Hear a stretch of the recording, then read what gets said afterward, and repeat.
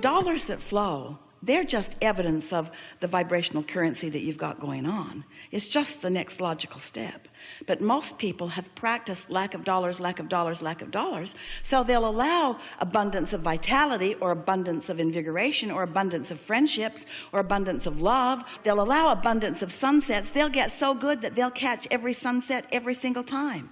There are so many people that will allow abundance of one thing and another, just not abundance of money yet, because they've practiced the thought of not enough money so much. They've been close on making their payments and worried about money, and they've been measuring money with action, and how much do you get per hour, and what's your salary, and what's your talent worth, and how much can you perform, and why is your performance earn more money than that performance. People are all wadded up out here in the manifestations of money, and if you would just step back from those manifestations of money and talk about energy, which means talk about satisfaction. You want to be filthy rich with enthusiasm, filthy rich with happiness, filthy rich with satisfaction. I'm so rich with really good ideas. I'm so rich with happiness when I wake up in the morning. That's what you've got to be ready for. And when you get there, so that you feel that way, no matter what the state of money is, then the state of money must match the state of vibration. It's law. So it's about really feeling the satisfaction, feeling blessed with the idea, feeling so blessed that the idea came, feeling eager that the idea will flesh out, feeling eager that the idea will blossom into something that feels like an action ready to take. It must be really annoying to anyone who's ready to jump into action to listen to all of this theoretical conversation about laws of the universe and vortexes that you can't see or hear or smell or taste or touch. You've got to find some way that this conversation is satisfying before it can morph into the explosion of what you're talking about. What happens to most people is that their vibration matches their state of money, because they just keep looking at it and talking about it and measuring it and complaining it and worrying about it and trying to take action and being unproductive in it and eking through it and asking somebody else. Government, give me money. Mother and dad, give me money. Lawsuit, give me money. Give me this big pile of money. And if you don't have a big pile of money, you're not ready. You're not vibrationally ready for a big pile of money if you don't have a big pile of money. If you were ready for a big pile of money, you'd have a big pile of money.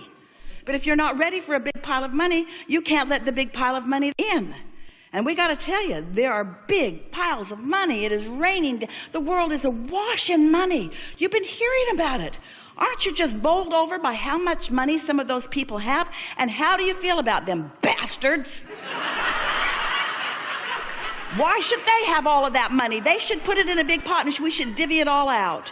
And if you did, it wouldn't take 10 years before the money would be right back where it is. You see, you got to be ready for money. You got to be ready for money, which means you got to be happy without it, which means you've got to be cashing in your vibrational chips. You got to be thankful for this day, and thankful for this chair, and thankful for this opportunity, and thankful for this conversation, and thankful for that sunshine and for those highways, thankful for this, appreciating of that, thankful for the quieted mind, thankful for the insight, thankful for the enthusiasm, thankful for the love in my heart, thankful for that precious face, thankful for this person I've never met in my life, and on the elevator had such a nice exchange with not even any words because there was a language barrier, but oh my God, how good it was to meet you. Thankful, thankful, thankful, thankful, thankful, thankful, thankful, thankful, thankful, thankful, thankful, thankful, thankful, thankful, thankful. Thankful just brings more and more and more and more and more.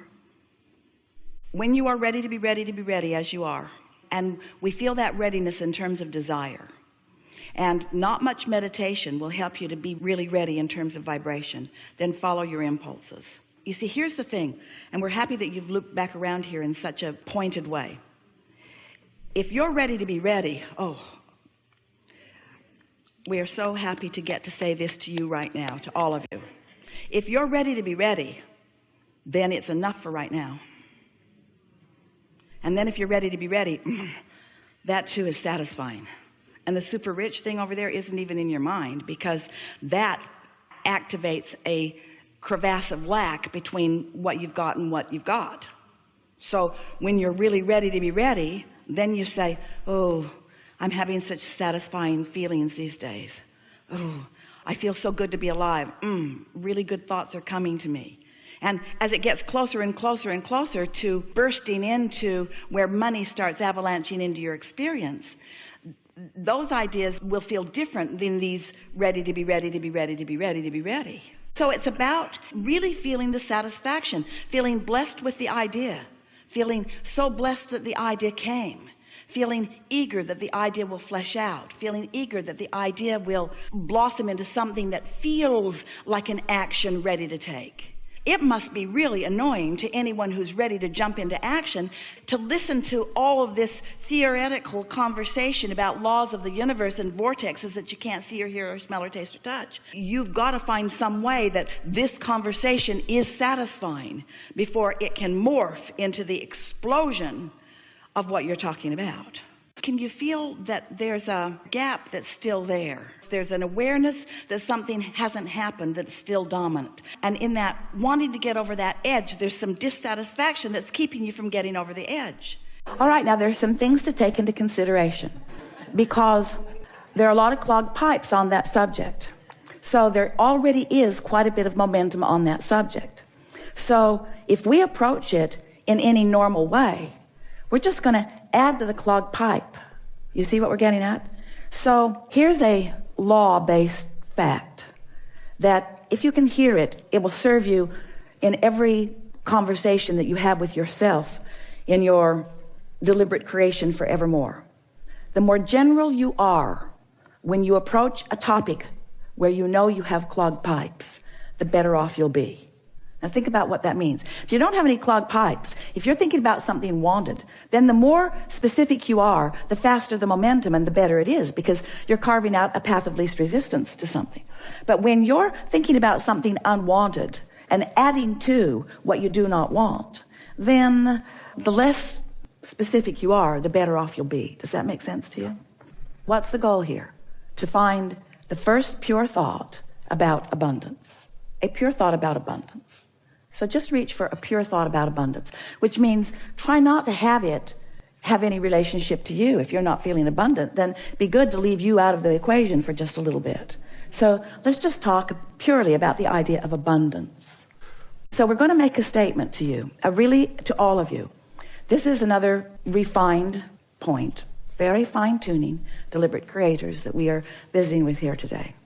So how do you feel about the concept of, in order to get the results that you want, if you've got some clogged pipes, just never mind them, lay some new pipes? Doesn't that make perfect sense to you?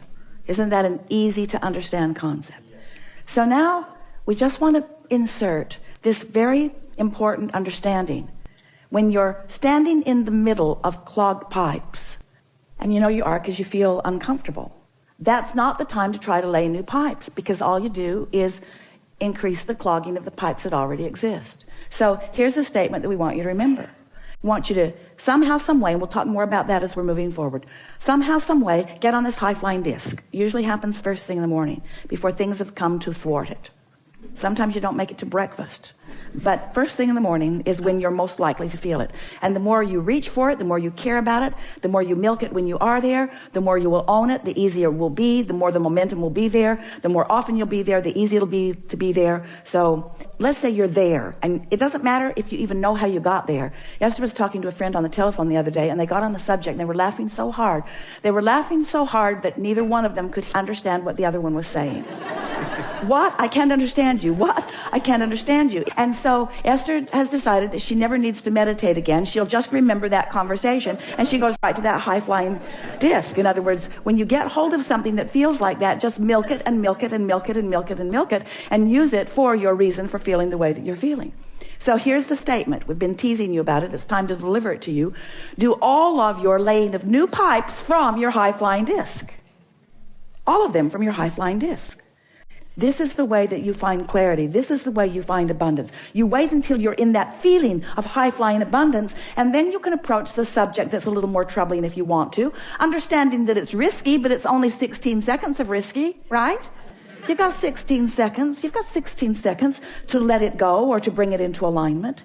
Our favorite story that fits right here. We've got to tell it to you now because it means everything. Sometimes it's like you say to us, Abraham, I've jumped out of an airplane and I have no parachute. What do you suggest that I now do? And we say, hang on, it'll be over in a little while. Because there is a momentum that is happening, that there's not any action that you're going to be able to offer that's going to make any difference. You understand that? So what we're saying to you is, don't struggle, don't fret, don't effort, just crash and burn. It's all right. Because tomorrow you can get up and get on the high-flying disc. Tomorrow you can get up and get on the high-flying disc. Tomorrow you can get up and get on the high-flying disc. Tomorrow you can get up and get on the high-flying disc. And after a few days of tomorrow getting up and getting on the high-flying disc, one day Esther said to us, Abraham, I refuse to accept that I have to wait until tomorrow to get on the high-flying disc. I have tools that you've given me. I can get back up there anytime that I choose to get back up there. So what are we talking about? We're talking about your conscious awareness of your vibrational output, yes? We're talking about your conscious awareness that you are vibrational beings, yes? We're talking about your awareness that you can choose the vibration of your being in this moment, but that it takes a little practice, yes? And some subjects have enough momentum going that it's going to take getting up tomorrow and getting up tomorrow and getting up tomorrow and getting up tomorrow. This could take a while, getting up tomorrow and getting up tomorrow and getting up tomorrow. But if you get up on enough tomorrows and you reach for that high-flying disc and find it, then what happens next will be vivid evidence of how you're doing with your high-flying disc. We so want you to understand that in this day, evidence of what disc you're on is going to be all around you. Esther said the other day, the people around me are making me believe that I might be on the Henri disc. She resented them, but she had to accept she had rendezvoused there with them. You pick the disc and you'll rendezvous with others who have picked the disc, you see. And sometimes if you don't realize that you're on it till you're on it, there's enough momentum going that it's hard to get off of it. But that's the work. So here's the rule of thumb that we would follow if we were standing in your physical shoes. The better we feel, the more we would milk it. The worse we feel, the more we would try to ignore it. That's what Jesus meant when he said, turn the other cheek. Choose your vibration and give it your undivided attention if it feels good. And give it as little attention as you can if it doesn't feel good. So Esther's thinking the other day about the words that we used, and she could feel the poignancy with which we were talking about those clogged pipes in her pond and how they were clogged from neglect. And Esther got this visual image of pipes that she's laid to all kinds of things, wanted and unwanted. And she's got open pipes to unwanted things and open pipes to wanted things. And what keeps them open? Attention to them. Attention to them keeps them open. She's keeping the path of least resistance open to wanted and unwanted things, yes? But if she neglects them, they just clog up from neglect. So it's a new, even better application of this clogged pipe analogy. What paths of least resistance are you carving open every day? I hate that guy. I've always hated that guy. That guy is such a pain. The guy dogs me. I think he stalks me. He's everywhere I go. I don't like that guy. That person at work is everywhere I go, always in my face. Who's keeping the pipes open? That's what we want to ask you. You are. You're always the one who's keeping the pipes open. So if you look around any environment, whether it's the environment of your memory, whether it's the environment of your work, whether it's the environment of your family, whether it's the environment of the people that you are moving through the freeways with, whatever environment that you're moving around in, you are the one who's keeping the pathways open. You're the one that gets to decide.